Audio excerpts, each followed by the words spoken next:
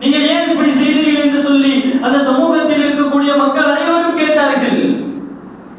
யா உக்த ஹாரூன், ஹாரூனுடைய சகோதரியே மரியமே, என்ன காரியத்தை செஞ்சிருக்கிற?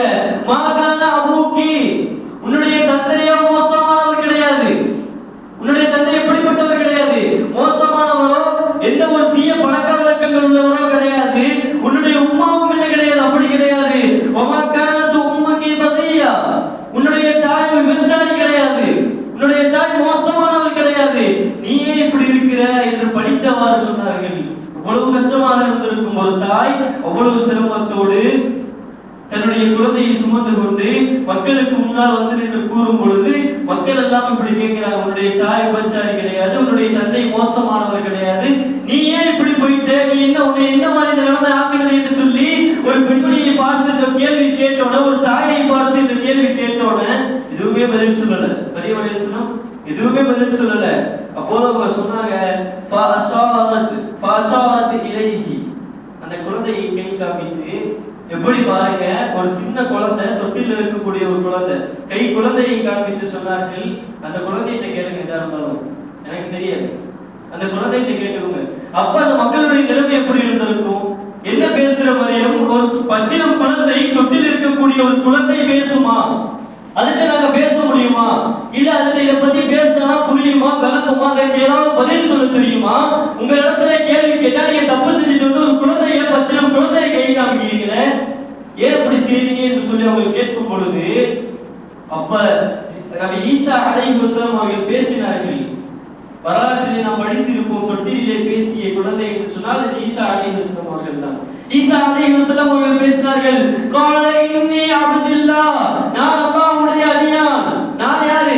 அல்லாஹ்வுடைய அடிமை நான். அடுத்தவர்கள் சொன்னார்கள், ஆதானியல் கிதாப், அல்லாஹ் எனக்கு வேதத்தை கொடுத்தான், இறைவன் எனக்கு ஒரு வேதத்தை கொடுத்து, வஜஅலனி நபியா, அல்லாஹ் என்னை நபியாக்கி இருக்கிறான், தூதராக ஆக்கி இருக்கிறான், உங்களுக்கு நான் நன்மையை ஏவ வந்திருக்கிறேன், தீமையை தடுக்க வந்திருக்கிறேன், உங்களுக்கு இறைவன் என்னை தூதராக ஆக்கிறான். வஜஅலனி முபாரக்கன் ஐனமா குன்த், நான் எங்க இருக்கிறேனோ அங்க எல்லாம் நான் முபாரக்குடையவனாக, பரக்கத்து பொருந்தியவனாக, நான் எங்க இருந்தாலும் நான் அப்படியே இருப்பேன். வஅவுசானி, நான் உங்களுக்கு வசியத்து செய்வதற்காக, உங்களுக்கு நல்ல உபதேசம் செய்வதற்காக நான் வந்திருக்கிறேன். எதை கொண்டு தெரியுமா?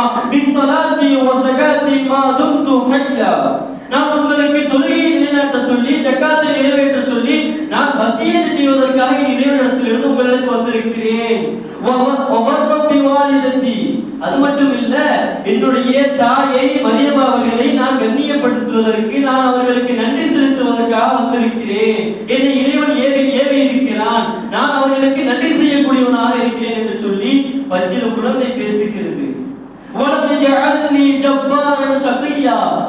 நான் ஒரு மோசமானவனோ, நான் ஏதோ ஒரு கெட்ட சிந்தனை உடையவனோ, நான் பெருமை அடிக்கக்கூடியவனோ, எந்த ஒரு விஷயத்திற்காகவும் நான் வரல, நான் உங்களுக்கு நபியாகவே வந்திருக்கிறேன் என்று சொல்லி பச்சிலம் குழந்தை பேசியது. அப்படியே ஆடி போயிட்டாங்க மக்கள் எல்லாம். எப்படி இந்த குழந்தை பேசியது என்று சொல்லி, வஸ்ஸலாமு அலைய, அது மட்டும் அவங்க பேசல, வஸ்ஸலாமு அலைய யௌம உலித்து வ யௌம அமூது வ யௌம உபஅஸு ஹய்யா, நான் பிறந்த இந்த நாளையும், நான் மரணிக்கக்கூடிய ஒரு நாளையும், நான் உயிர் கொடுத்த நாளை இறைவன் முன்னால் எழுப்பப்படக்கூடிய நாள் வரைக்கும் என் மீது சாந்தி நிலவி இருக்கும், நான் சலாமத்தோடு இருப்பேன். நபி ஈசா அலைஹிஸ்ஸலாம் அவர்கள் சொன்னார்கள், ذلك عيسى ابن مريم قول الحق حق الذي فيه يمترون.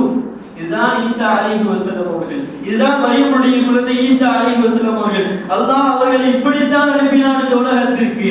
அதன் பின்னால் அந்த மக்கள் ஏற்றுக்கொள்ளவில்லை. பல சம்பவங்களுக்கு பிறகு அல்லாஹ் அவர்களை உயர்த்தினான் வானத்தில்.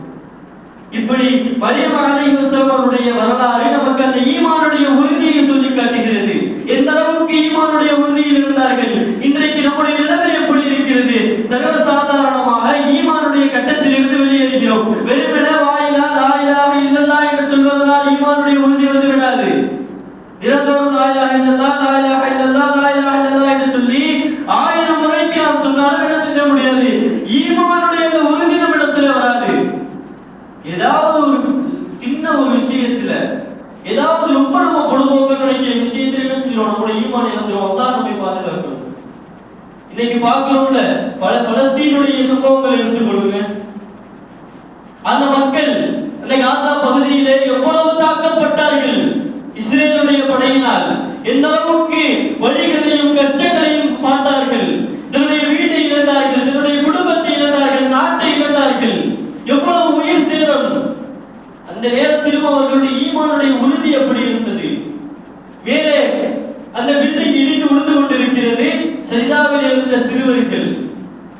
மொபைல் வீடியோக்களில் எவ்வளவு வீடியோ பரவி வந்தது.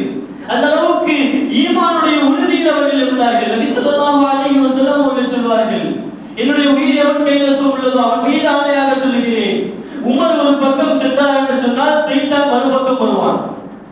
உமர் ரலியல்லாஹு அன்ஹு அவருடைய ஈமான், அந்த இறை நம்பிக்கை, ஈமானுடைய உறுதி சைத்தானை புரட்டி அடித்தது. சைத்தானை விரட்டி அடித்தார்கள். சைத்தான் உமர் ரலியல்லாஹு அன்ஹு அவர்கள் பக்கத்தில் நெருங்க கூட மாட்டான். அவர்கள் ஒரு பக்கம் வந்தால் சைத்தான் மறுபக்கம் போவான். அந்த அளவுக்கு தன்னுடைய ஈமானுடைய உறுதி. எப்படி சுமையா ரலியல்லாஹு அன்ஹா அவர்களை எடுத்துக் கொள்ளுங்கள். இஸ்லாத்திற்காக முதலில் தியாகம் செய்தார்கள். தன்னுடைய உயிரை சுட்ட அந்த மண்ணில் பாலைவனத்திலே கட்டி போட்டார்கள். மற்ற சஹாபாக்களோடு சேர்த்து சுமையா ரலியல்லாஹு அன்ஹா அவருடைய கணவனோடு சேர்த்து கட்டி போட்டு அடித்தார்கள். அவ்வளவு நோவினை செய்தார்கள். ஒரே ஒரு வார்த்தை சொல்லு, என்னுடைய இறைவன் அல்லாஹ் கிடையாது, இந்த சிலைகள் தான் எனக்கு இறைவன் என்று ஒரே ஒரு வார்த்தை சொல்லு, நீ சொல்லக்கூடிய இந்த மார்க்கத்தை விட்டு நான் உன்னை விட்டுறேன் என்று சொல்லி அபூ ஜஹல் எவ்வளவு கஷ்டப்படுத்தினார். சுமையா ரலியல்லாஹு அன்ஹா எந்த அளவுக்கு நாதில் ஈட்டியை வைத்து அவருடைய மறைவான உறுப்பில் கொட்டி கொலை செய்தார்கள். இவ்வளவு ஒரு வேதனையான ஒரு சம்பவம் பாருங்க. அந்த அளவுக்கு உயிர் தியாகம் செய்தார்கள். கடைசி நேரம் ஈட்டி முனையில் இருக்கும் பொழுது ஈமானை விடாமல் வாழ்ந்தார்கள். பிலால் ரலியல்லாஹு அன்ஹு அந்த பாலைவனத்திலே படுக்க வைத்து வெறும் பாறாங்களை எடுத்து வந்தார்கள். எடுத்து அவர் மீது போகும்போது, பிலாலே ஒரே ஒரு வார்த்தை சொல்லு, நீ அல்லாஹ் என்று சொல்லுகிறாயே, அந்த கொள்கையை விட்டு வெளியே வந்து நான் உன்னை விட்டுறேன்.